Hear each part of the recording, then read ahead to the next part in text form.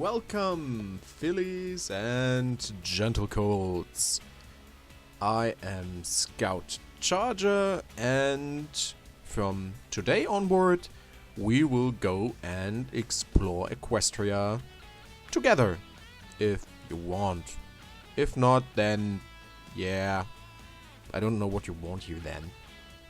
Go, hush, look at a PMV or something, I don't know. Anyways, so what will this be? Essentially, it will be me rambling about pony stuff. Because I like pony stuff and I like to ramble. So, I want to share my thoughts and opinions with you and hope that you might think about what I said. And maybe we can start a discussion about things you think I am wrong about and whatever. And maybe we can come up with different topics for the future. Maybe you have questions about what I think about stuff or something else or whatever. Anyway, okay. Today, because a good friend of mine came up with the idea that this might be a good starting point, I will rant about original characters. The good, the bad, and the ugly thing in between. So, okay. Just to give you a fair warning, this will be nearly unscripted and almost completely unedited. Just me rambling about pony stuff. Done. Nothing else. Okay.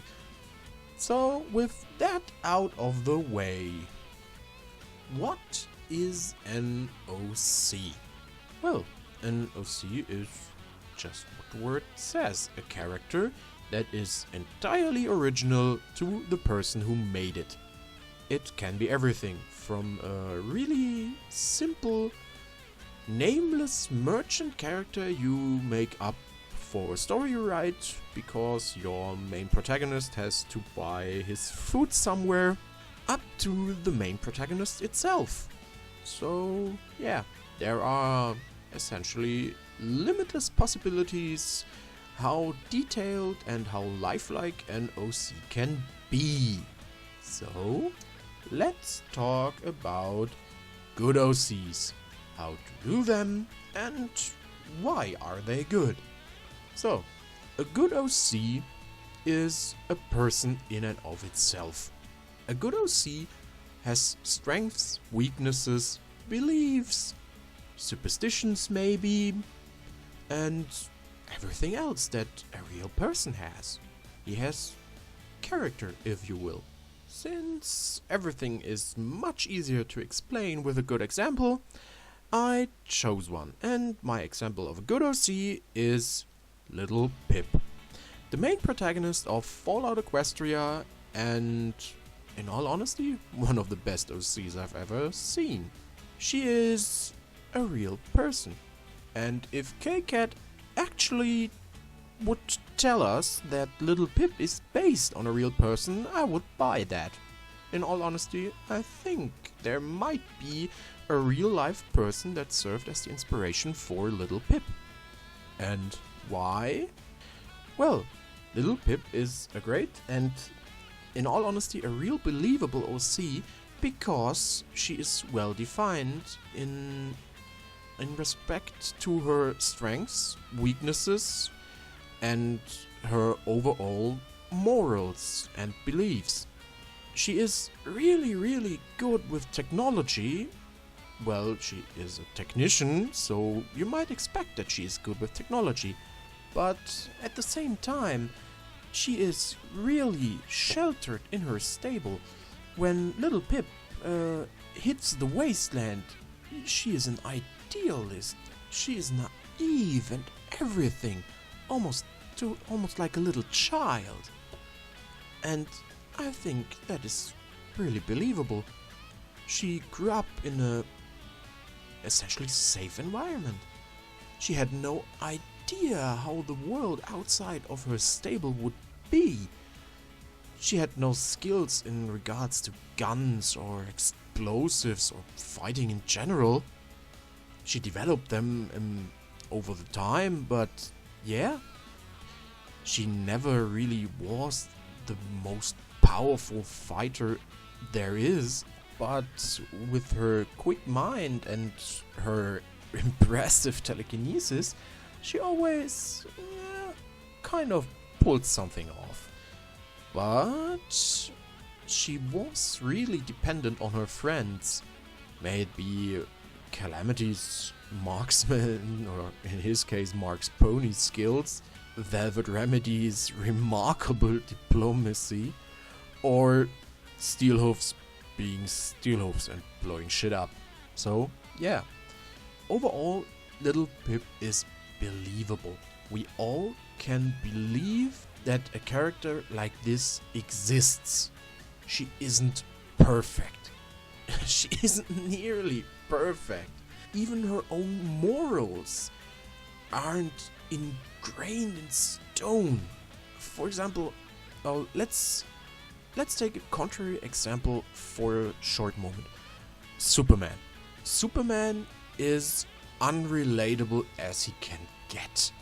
He is so incredibly strong and so incredibly all-powerful that he never has to question his morals. It's never about his strength or his fight, because he will always win. He is goddamn Superman. It's always about him being this unimaginably moral compass.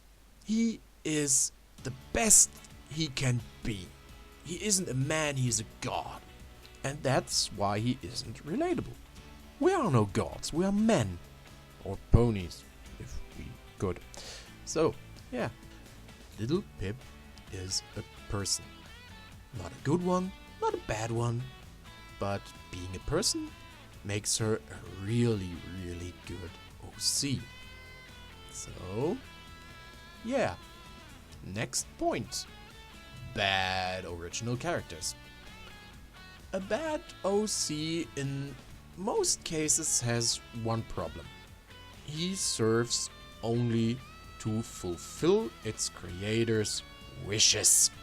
A wish fulfillment character is essentially that. You fulfill your wishes by using that character and you're done. He can do whatever he likes. He will always have success, no question about it. He is the best thing to ever hit the respective Earth. So, what's wrong about that? It's unrelatable and unbelievable. There is no person that ever gets his or her way. There is no person that is just perfect in every conceivable way. But even if there would be a person that is simply perfect, they would be bored as hell. There is a great manga and anime about that, One Punch Man. It's about a hero who is so incredibly strong that he wins every fight with a single punch. There is no thrill of fighting or no obstacle he has to work to overcome. He is simply too powerful and he's bored. He's bored about it. There's no thrill to his life anymore. And that is essentially what would happen to a real person if they were perfect. They would be bored. We all would be bored if there was nothing to expect from life. So, an example for a wish fulfillment character. I chose Flash Sentry.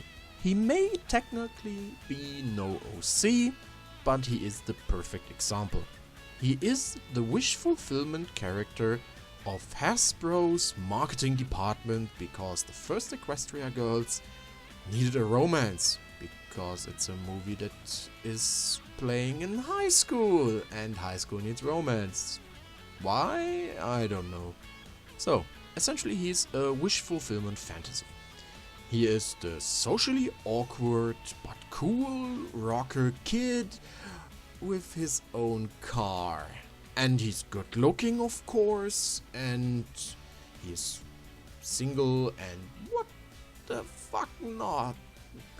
He's just boring. He's generic. He's every trope in the book. And that's bad. Personally, I have no problem with Twilight romancing somebody or some pony, but I have a problem with Flash Sentry being a plainly stupid and boring character. There's no chemistry about him. He's stupid and boring. He has no reason for existence, despite the fact that Twilight needs a romantic interest. And that's the thing I would advise every author out there. If you create an OC, you may have a reason for creating it the way it is, but don't create it based solely on that single reason. If the OC has more than a tertiary role in your story, give him some thought, invest time into him or her. If it's just merchant number 19 with a yellow coat and a brown mane, fine. He doesn't need any character depth whatsoever. But a character that is important to your story should be more than just a bunch of tropes and ideas. He needs morals, beliefs, ideas, goals in life, everything. A family, a background, an upcoming, everything we all have. And our example, Flash Sentry, has nothing. He has nothing of that. He could essentially leave the school ground and just wait behind the next brush for school to start again. We don't know. And yeah, that's bad. A character that could be so important to the story should have some more time invested into it. Or, don't you think? So, yeah. A bad OC is plain boring and in most cases the embodiment of a single character trope. Don't do that. Give them thought, take some time, and make them real, living, breathing characters. Then they will never be like Flash Sentry, and people will not hate them so much. There will always be people who hate what you did and who despise your story and your characters and you are awful and whatnot else.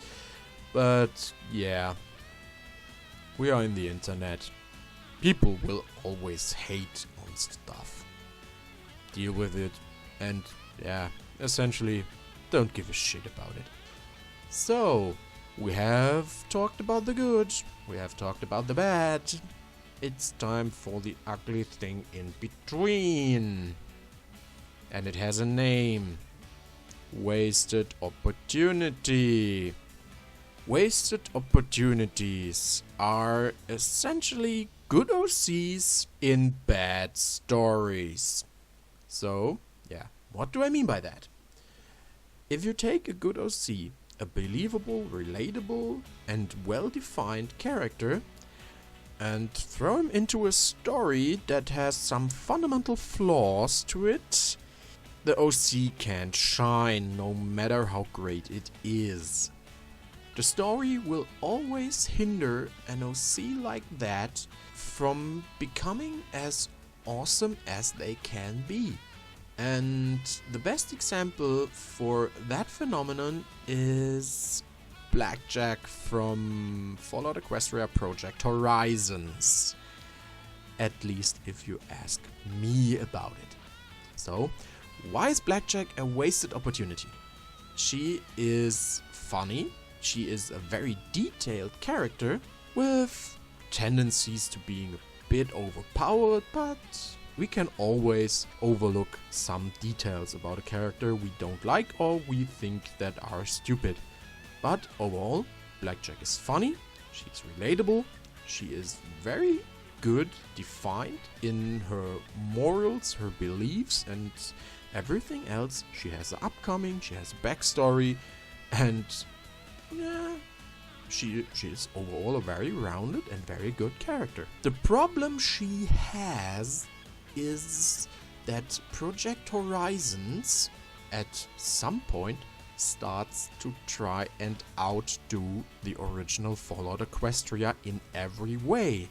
It has greater enemies, it has greater decisions, it has more feelings to it. At least it attempts to pull the feel strings a lot more. And of course it has more lesbians to it. Too much if you ask me. It's not that I dislike lesbians, but come on. Every second mare in that story seems to be at least bisexual. And if ponies procreate the same way we humans do, well, they need both a stallion and a mare. And with such a high percentage of homosexual couples, I really doubt they have a healthy demographic at the Huffington Wasteland. So, yeah, overall, it's simply unbelievable to me. Don't think I have a problem with homosexual couples, but as I said, it's unbelievable to me that nearly half of your population or more are homosexual. It doesn't work that way. No. Look at our society. Even the most optimistic guesses talk about 10% or so. It essentially makes Project Horizons not believable to me. And yeah, so you have a great character in a story that is overall questionable. A wasted opportunity. So, don't do that. And with that, we will wrap things up. For today, at least. So, again, a good OC has personality. There is more to a good OC than simply being the best at something or everything. Don't use an OC to fulfill your wish to hook up with the mare of your dreams, for example. You can do that, but always remember this isn't good writing, and there is a high probability you get some sort of backlash. Don't make your OC a wish fulfillment character. And even the best OC isn't worth anything if your story simply destroys their relatability. So, I think that is all for the first episode of Scout Explores Equestria and all for today. I hope some of you who actually watched this liked it. Yeah, it's my first real video and English isn't my first language, so please be gentle. And yeah, I hope you liked it and I'll hope you come back for more. Have a great day, your Scout.